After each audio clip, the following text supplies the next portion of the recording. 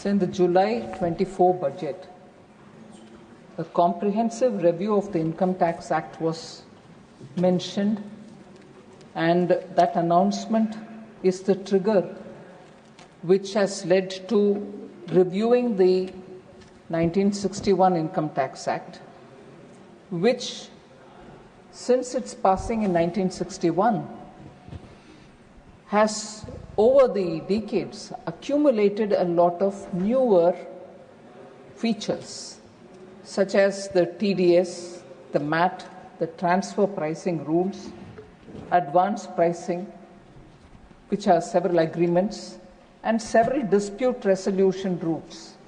So, each of these have served a purpose but have made the law itself very complex. So, it was very tough to navigate for an ordinary citizen who's wanting to file his returns.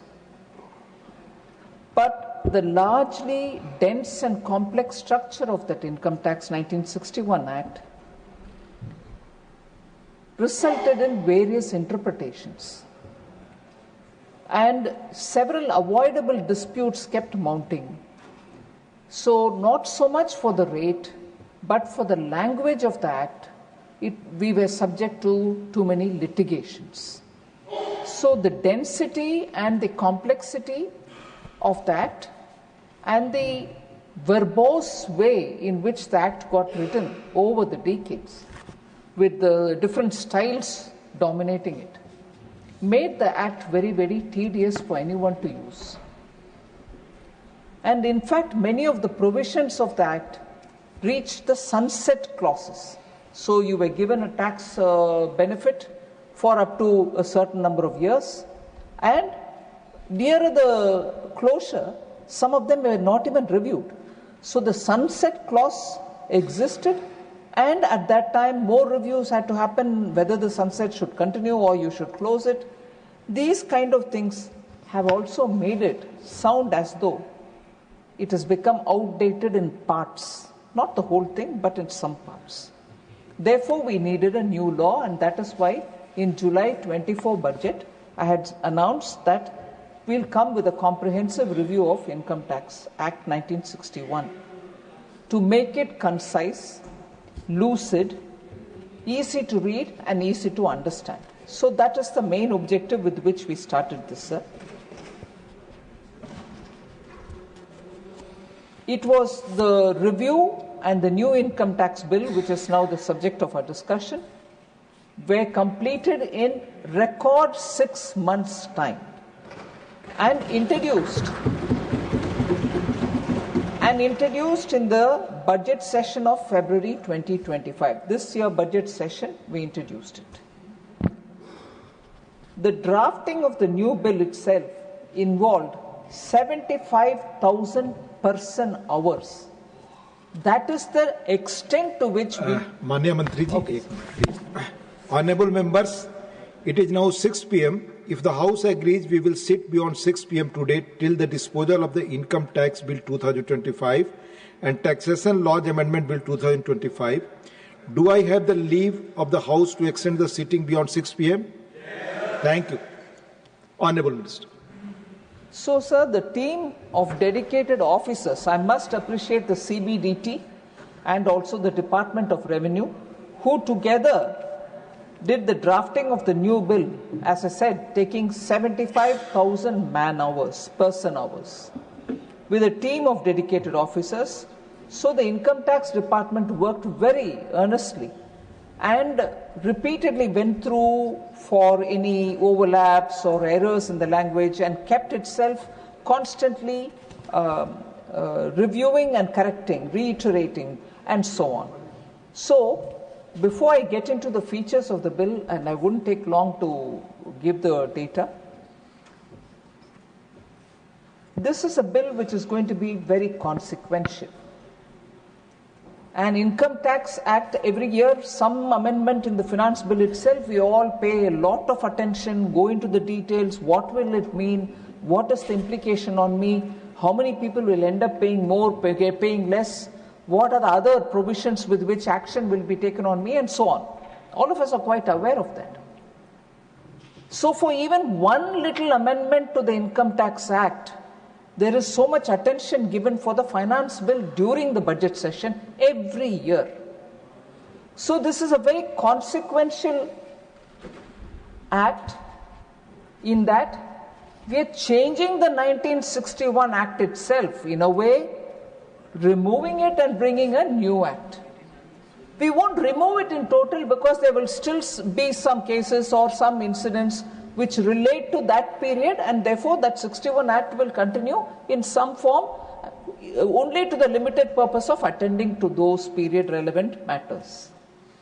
So if this is the seriousness with which this country is looking at bringing a assessee-friendly, taxpayer-friendly act, replacing the 1961 Act, and it is a milestone which this country's financial system will face.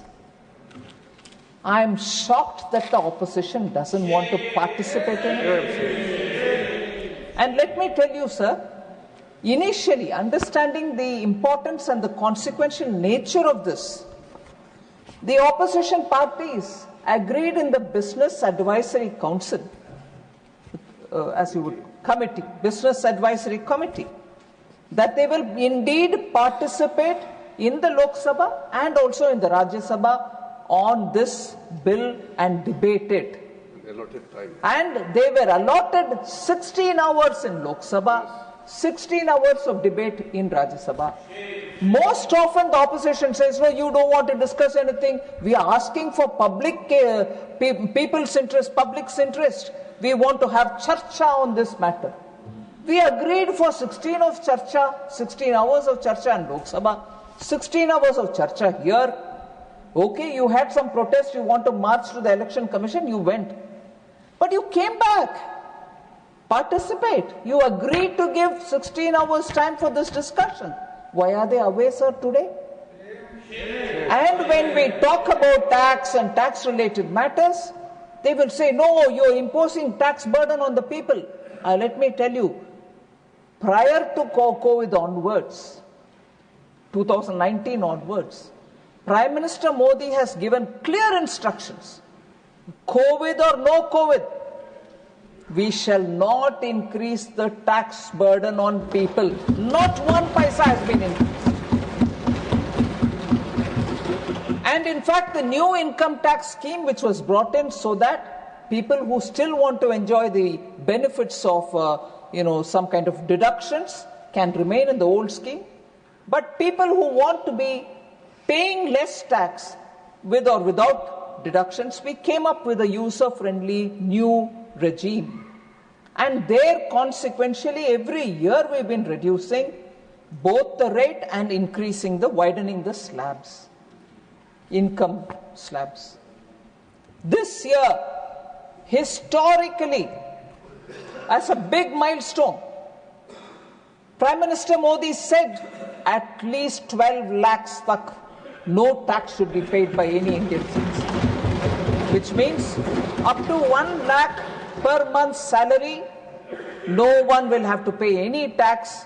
The structure was made simple, rates were reduced, rebates were given, so no tax for up to 12 lakhs income.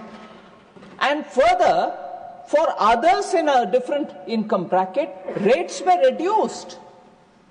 So that is the way in which every budget we are making it easier for the taxpayer. Now, the point that I wanted to highlight is, if there's so much concern, and rightly as an opposition party they should have the concern for taxpayers, that they should not be burdened. The rate was brought down till 12 lakhs in the budget, which was in the finance bill of February 2025. Now, as promised in the July budget 2024, we are simplifying the whole tax law itself so that compliance will be easy. Even that is a very big step, as I said. And for that, when allocation of time also has been given, opposition is failing its duty in serving the people of India that they don't want to participate in this discussion, neither in Lok Sabha nor here. So, having said all this, I want to say, to remove any confusion in the minds of anybody, this amendment and bringing in a new law in the place of old 1961 aims at simplifying the language, the lucidity which is required for anyone to understand it, no anomalies or any overlapping language that leads to misinterpretations. So this aims at only that. There are no new rates being brought in here, no tax issues which are being brought in here. That will come every year as it does in the finance bill. This is purely for making the document simpler.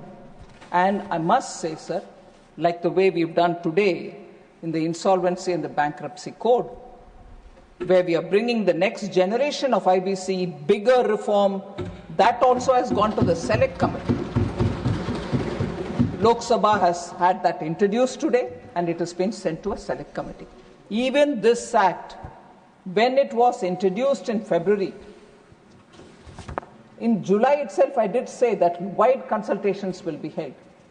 This act, when it was brought in, was sent to a select committee. And I must thank and put on record my gratitude for the extensive work that select committee in the chairmanship of Baijent Panda, MP from Lok Sabha, and his entire team, which consisted of members from all parties represented in the parliament. They all did extensive work, they consulted, they went around the country, they met with experts, domain experts, tax experts. They met with so many people and taken intensive inputs from these people. So, the committee consisted of 31 members from across, as I said, from across the political spectrum. The committee held 36 meetings, engaging extensively with government officials, stakeholders and experts, and received 334 memoranda containing a wealth of valuable inputs and suggestions. So the committee, if we did that many number of person hours, 75,000 person hours from the department, the committee had 36 meetings and took 334 memorandum from the public. Now, after all that, the select committee, in its report, which was submitted to the Lok Sabha Speaker, has put forward 566 recommendations. The intensity and the gravity of the work is what I want to highlight before you, Honorable Deputy Chairman, sir. Of these 566 recommendations, the committee itself agreed to department's view in response. The suggestions came, the department gave its response. The committee agreed for the department's view for about 370 cases. So 566 was the suggestion given. In 370 proposed cases, accepted the clause as was proposed in 370 cases. Further, sir, not going into too much details, but it is so important that I want to give a few information to you. Redundant provisions were removed. Archaic languages were also removed. We have reduced the number of sections which many honorable members spoke about. The total number of sections, sir, were 819 in the 1961 Act. 819 sections. They have now come down to 536 sections. Complete cutting down. And the number of chapters were 47 in the 1961 Act. We have cut it down to 23 only. The number of words, which again many members spoke about it, 5.12 lakh words were there in the 1961 Act. It has been now brought down to 2.6, literally half the size of what it was. Also, sir, because we are talking of 21st century, people are very used to having a lot of graphs, pictorial depictions, tables and matrix given to them so that they can easily understand things. So people have got used to that. Normally, our laws don't have any of these. They go very staid in language, very staid in the way the language is used, and only text will follow further text. Whereas we thought, since we are working this century, we should have tables to make people understand how the law functions, where possible. And we are also showing through formulations as to how it will function. So for the first time in this Act, we have brought 39 new tables and 40 new formulae to replace textual narration.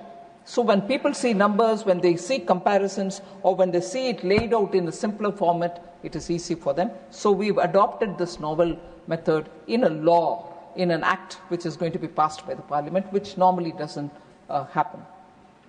So the changes are not just merely superficial. They reflect a new simplified approach for tax administration. This learner more focused law is designed to make it easy to read, understand, and implement.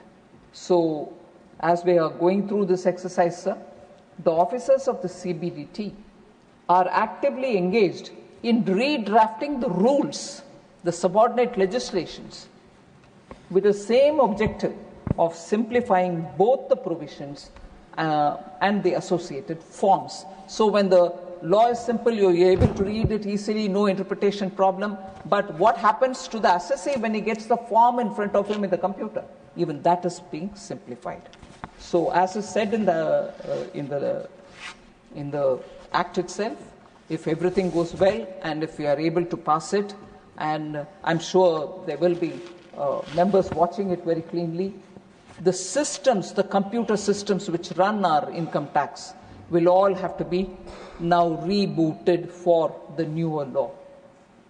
Because the time is very short between now and 1st of April 2026. We need to have all the computers reset for the way in which this Act has been subject to the approval of the Parliament.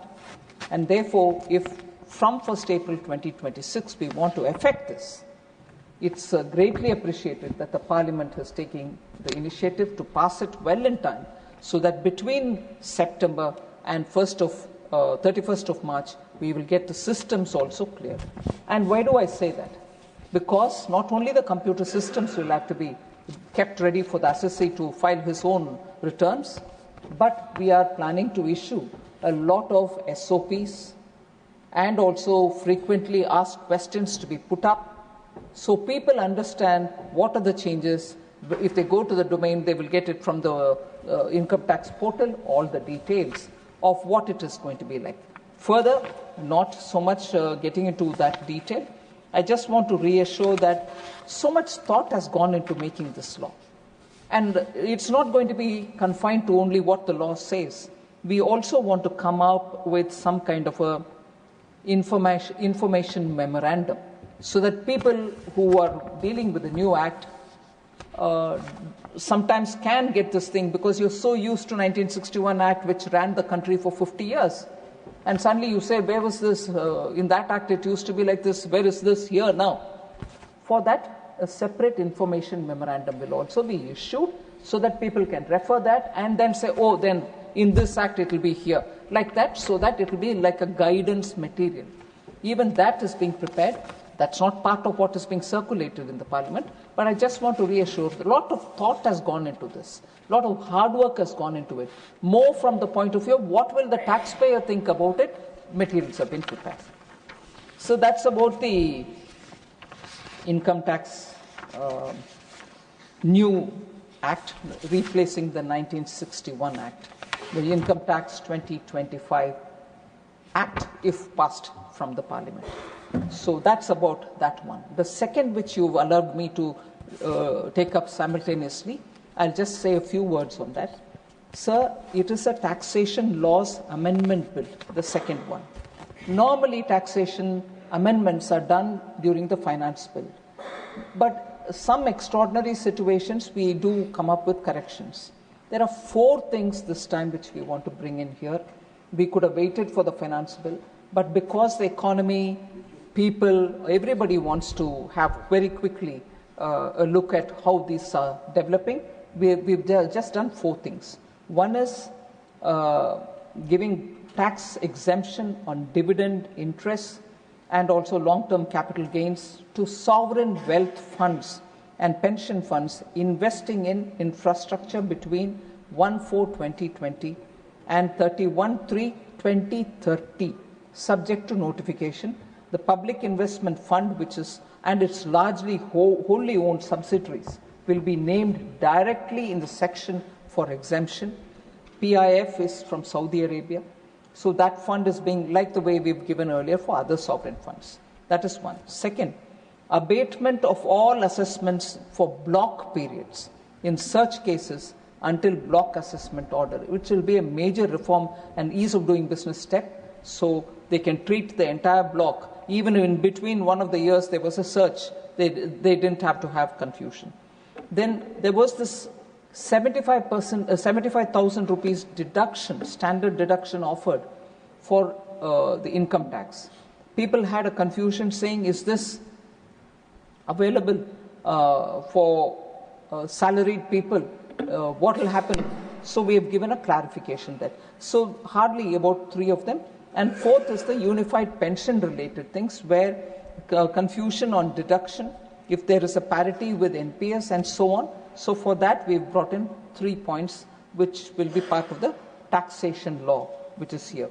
So above 4 changes, sir. This is a very important line. I want the honourable members to concentrate on this. The above 4 changes which are coming through this tax law amendment are for the Income Tax Act of 1961. We are talking about income tax bill which is getting replaced because of language and other things and bringing 2025. But the old and the current prevailing act, 1961, requires these amendments. But these have also been, this is where I want the attention of the honourable members. So these amendments are coming into the 1961 acts. But these have also been incorporated in the new income tax bill also. So we need not worry about confusion. We have not overlooked any of this. So with these words, sir, I want to submit. Thank you very much for giving me this opportunity to explain. I request that the bill be returned. Oh. I shall now... So 1 minute. Yes, please. 1 or 2 members had raised... yes. I just want to answer them. The first one is about a point which Niranjan Reddy ji, he is not here. Just call out.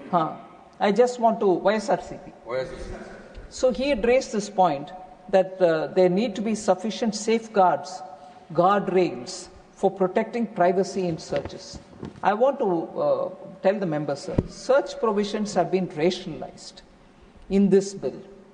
These have been done to adequately cover the cases where there could be some technological challenges. However, I want to underline the fact that no new power has been given to the officials through this act. There is no new power assigned to the tax authorities. However, to allay the apprehensions, as I said earlier, to allay the apprehensions of honourable member and other taxpayers, CBDT will come out with a SOP as to how to deal with the personal information seized during searches. Because most often when searches happen, the computers are seized, people get panicky, they don't know what to do with it. So there will be an SOP issued for the assessee to know how to deal with such search-related matter.